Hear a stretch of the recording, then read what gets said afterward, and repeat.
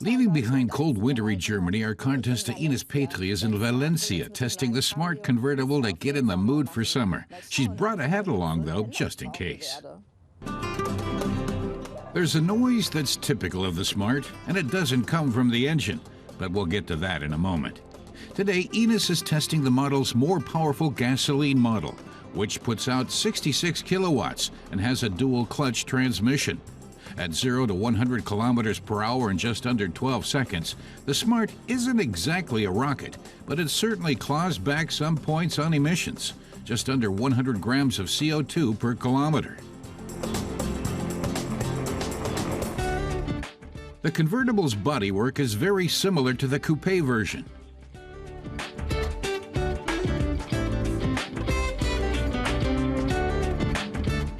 But the B-pillars behind the seats are slimmer in the open-top model. Time to get the roof down. Fold it all the way back and remove the sidebars. Ines listens for the Smart's characteristic clack-clack when you take the bars out and put them back in. She also points out the model's nifty storage solution for the bars. They can be neatly stowed away here in the tailgate.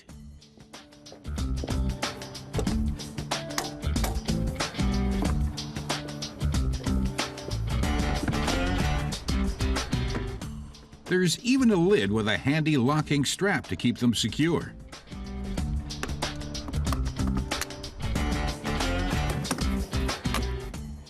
The folding roof hardly impacts on the trunk storage at all. Between 260 and 340 liters still fit in here. That's only 10 liters less than the coupe. Luggage for a weekend trip for two would fit nicely.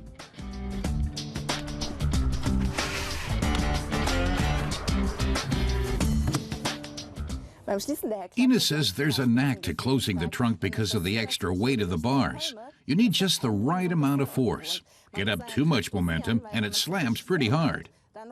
But if you're too meek, it won't close, and you'll get a warning on the dashboard telling you to go back and try again. It takes some getting used to.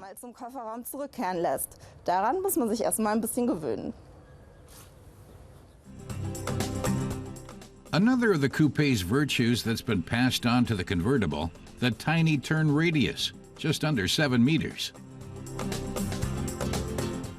Anyone can change directions like this.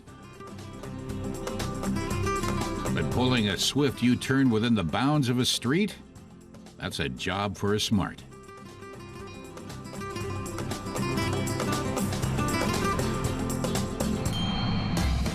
But is this car a true convertible, though? How breezy does it get inside? Time for a hair check. Well, it's definitely airy. Yep, that's windy. It gives you that real convertible feeling. And the hat came in handy after all.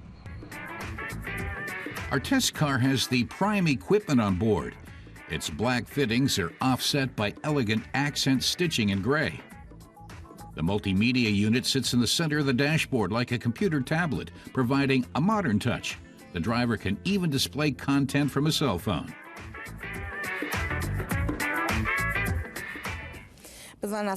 Ines finds the ISOFIX connectors especially practical. They allow you to attach a child or baby seat quickly and easily. So the car could also be a parent's best friend. You could switch between eco and sport modes while driving. And the difference in the throttle response is really noticeable. Even as a coupe, the Smart is zippy and nimble around the city, but the convertible offers an added bonus.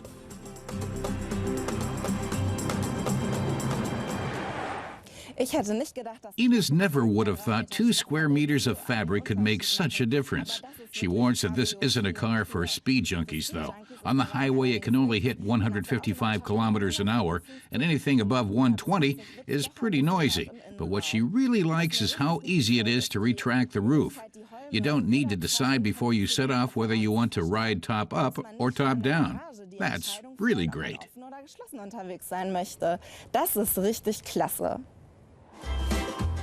Now to the question of money. The surcharge for the soft top comes in at 3,700 euros. So our test car with prime fittings will set you back just over 18,000 euros in Germany. That's a lot of money for a small city car. But if you're looking for an open-air drive, it's an investment that really pays off.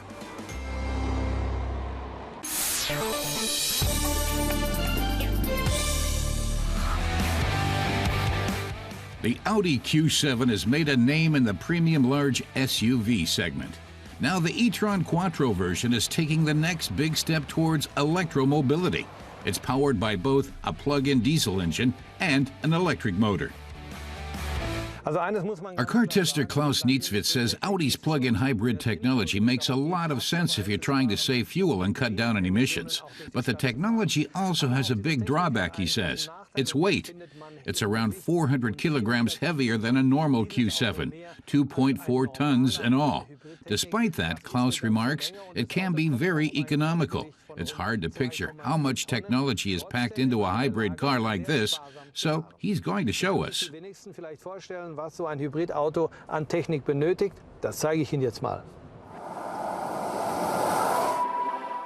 On its batteries alone, which put out over 17 kilowatts of power, the Q7 has a range of over 50 kilometers.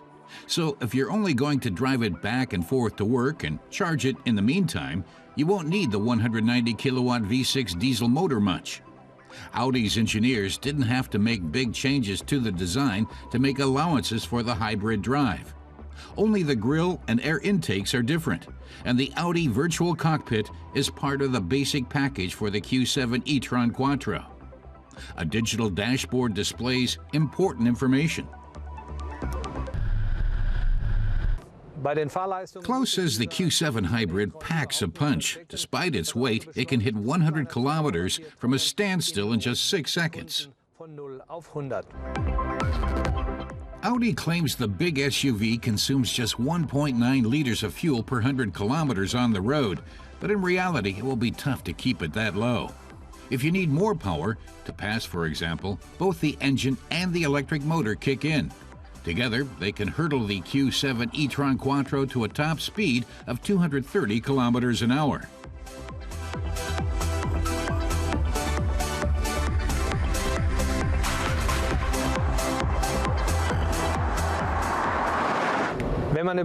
Klaus says that when it comes to handling, lighter cars are of course superior to heavier ones. But although the Q7 is heavy, it still feels sporty. That's due to the electronics in the suspension, says Klaus. The all-wheel drive also helps because it provides excellent stability on straightaways and plenty of traction. Another system, the Predictive Efficiency Assistant, also helps save fuel. Based on factors like topography and traffic conditions, the system calculates the right power strategy for each segment of a trip. It relies on the electric drive in city traffic, kicks in the V6 on gradients, coasts on flat areas, recuperates power on descents, and ensures that the batteries are not exhausted till the end of the journey.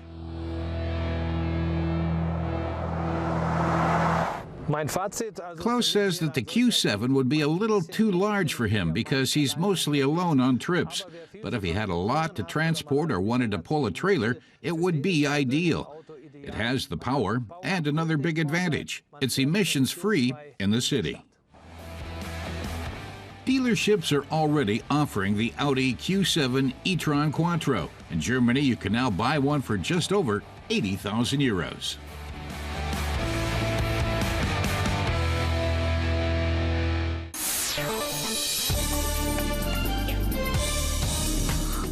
The Mercedes SLK is turning 20, and the car maker has decided it's time to change the name. Now called the SLC, the Roadster has been given optical and technical facelifts. The top model in the series packs a V6 bi-turbo engine that puts out 270 kilowatts of power and can sprint to 100 kilometers an hour in just 4.7 seconds. The SLC will hit dealerships in Germany this March. Opel is widening its autogas range, with the Carl now joining the ranks of models like the Insignia, Mocha, and Atom, which have versions powered by liquefied petroleum gas. Running on the mixture of butane and propane, the car's emissions fall to under 90 grams of CO2 per kilometer on the road. And compared to conventional gasoline engines, it emits up to 80% less nitrogen oxide.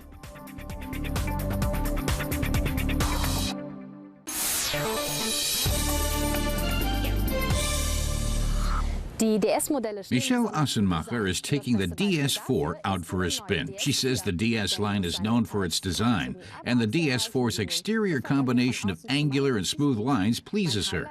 She really likes the new grille, which now sports the typical DS wings. What was once known as the Citroën DS is now its own brand. Among the changes compared to the model's predecessor are combined LED and xenon headlamps, which the automaker says improve illumination by 51%. There are similarities on the sides and rear, though. The DS4 is pretty much the old DS after a facelift.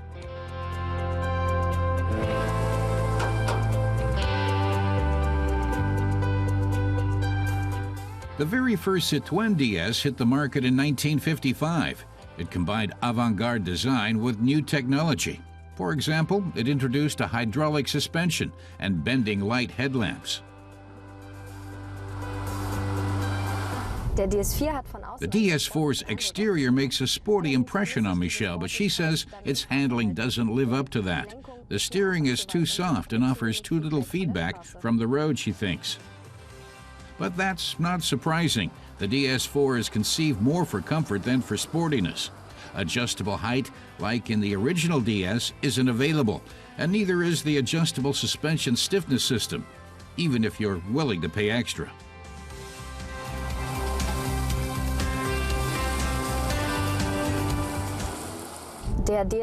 Michelle isn't disappointed by the DS4's handling, but she isn't enthusiastic either. What really bothers her is the seat position. She can't get comfortable, no matter how she adjusts the seat. It just doesn't seem to fit. Either the steering wheel is too low and grazes her knees, or the back of her head constantly bumps against the headrest. That's a serious demerit. But apart from the seating, our test car does offer a comfortable ambience. Extras and materials worth about 5,100 euros have been added in the interior. Among the goodies are a leather-upholstered dashboard and the light brown leather itself. The instruments are mostly digital, but color graphics would be more contemporary and elegant. The surcharge for this package includes a massage function in the seats.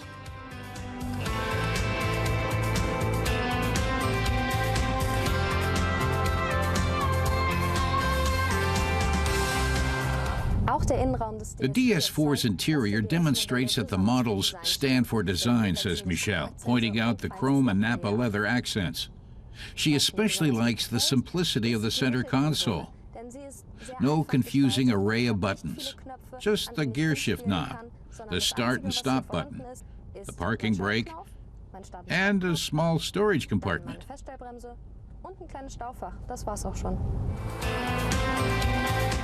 Most people like a console with few buttons. The alternative in the DS4 posed some challenges. Michelle has trouble reaching the touch display from the seat. Plus, there's no button to make the CD player skip ahead to the next song. And all she has on the steering wheel is a button to control volume. The base price for the DS4 in Germany is just under 24,000 euros. Which sounds tempting. But beware, the variant we tested with the most powerful gasoline engine, the THP 210, starts at around 28,000 euros. And with extras like leather and additional assistance systems, it's easy to hit 40,000.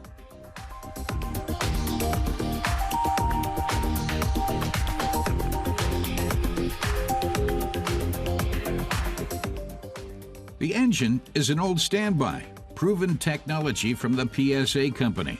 It's found not only in the Citroën and DS, partner company Peugeot also uses it. Michelle recommends the DS4 for those who are really into appearance and design, but she thinks someone looking for sporty handling might be better off with another model.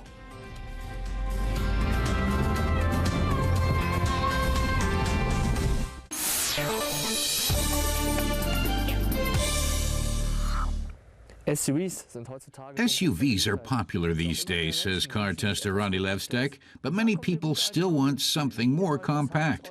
For instance, a station wagon like VW's new Passat Alltrack. It has all-wheel drive and stands a bit taller than its brothers, so can the Alltrack really go everywhere, he asks, or is its name just a marketing gag?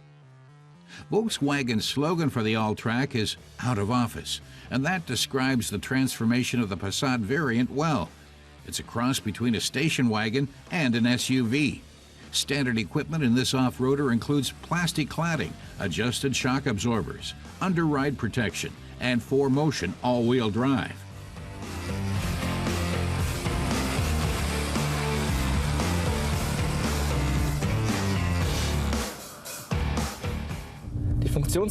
Ronnie says the 4Motion system is simple. If the front axle loses traction, the system engages the rear axle as well. This enables you to drive off-road with no problems and no worries about getting stuck. The Passat Alltrack comes in 3 diesel versions, or with a turbocharged 163-kilowatt gasoline engine.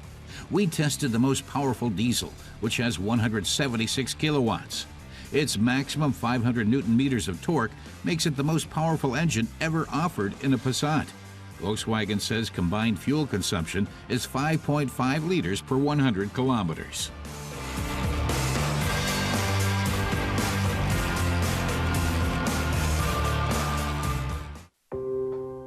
From the outside, the Alltrack's most distinctive feature is the all-round cladding.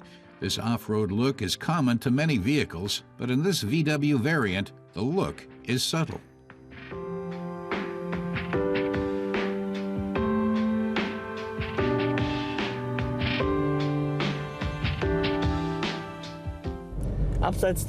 Ronnie says the Passat Alltrack is certainly very comfortable on-road, and the selection of drive modes allows you to adjust the car's handling.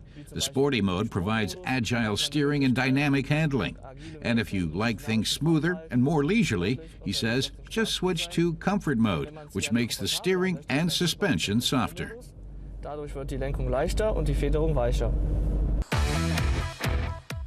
Drivers don't really sense whether only the front axle or both axles are engaged. In general, though, it's just the front axle, because the rear one only kicks in when needed. That reduces fuel consumption and makes the Alltrack an outstanding performer in curves, even though it rides quite high. The basic version of the Passat Alltrack is available in Germany for just over 38,500 euros.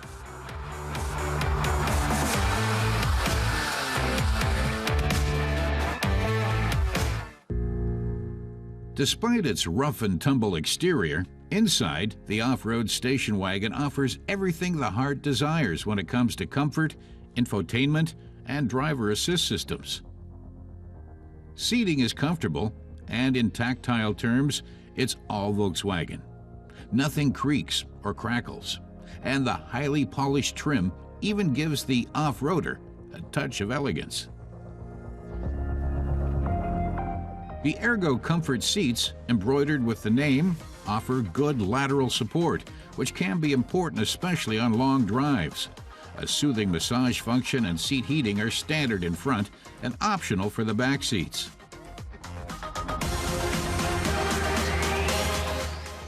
The trunk volume is the same as in the classic station wagon variant, up to almost 1,800 liters. The Passat Alltrack passes his test, says Ronnie, and the name is more than just a marketing gag. This car manages off-road driving well, and the conditional four-wheel drive makes street driving safer too. And last but not least, it offers the space of a station wagon.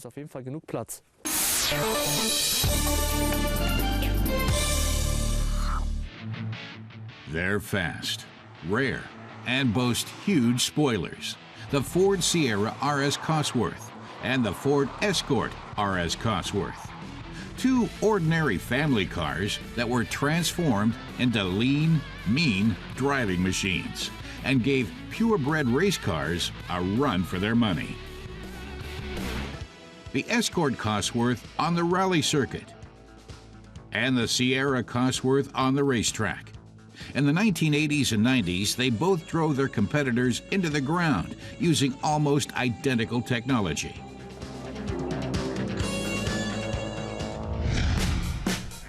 Christian Gottel is lucky enough to own both of these rare Crosses. He and his colleague Uwe Schreiner keep them in tip-top condition. Gottel says he's very attached to the Cosworths. You might say he even grew up in them. His father used them in lots of mountain rallies. And Gottel has also tinkered around a lot on the cars, so he's very passionate about them. The Sierra was the first Ford to boast the Cosworth name, and the high-performance version made its debut in 1986. Ford wanted to clean up on the racetrack, but to do that, the car maker had to develop a version that was street legal too, to fulfill the requirements of Group A racing.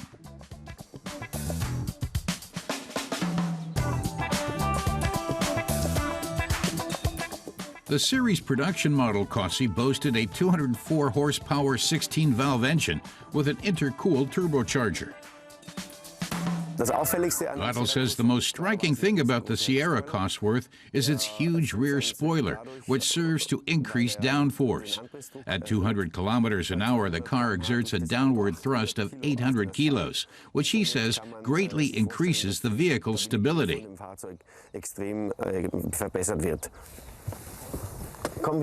When it comes to the interior, Gottel points out the Sierra Cosworth's Recaro bucket seats, its 5-speed manual gearbox, and 3-spoke steering wheel. He notes that the car has lots of dials, like the turbo indicator and the oil pressure gauge, which is vital for monitoring fluid levels. The tachometer goes up to 260 kilometers an hour, but Gottel says the Ford can exceed that, which is why it was often dubbed a Porsche killer. Gottel notes that a pop-up valve has been installed on his Sierra Cosworth and that the strut bar isn't original either, and that here all the stainless steel pipes have been handmade and re-welded. He says the car can reach 300 kilometers an hour and is great fun to fly down the Autobahn in. But first, Gottel is taking his souped-up 500 horsepower racer for a spin on some country roads. The whistling sound the car makes while changing gears is typical of the turbocharged Cosworth.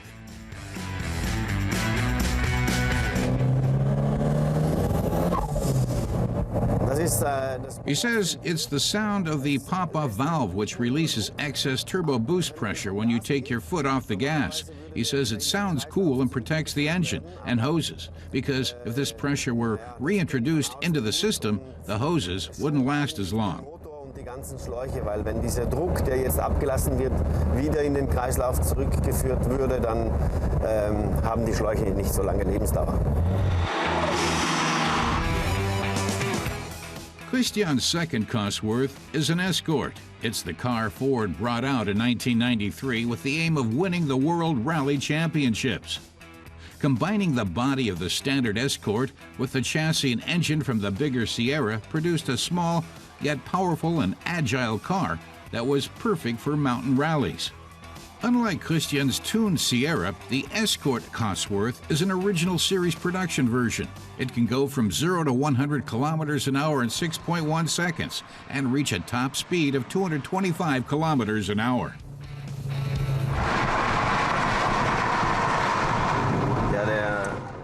Christian says the Escort is most fun to drive on mountain roads like this, with tight curves and quick stretches, because it's so neutral, sporty, and agile on curves. This is the place to drive it. Christian says the Escort Cosworth is suitable for everyday driving, but he adds that the car's not the youngest and feels it would be a shame just to use it for getting around. But for anyone looking for a sporty and reliable modern classic that's fun to drive, the increasingly rare Cossi is a good choice.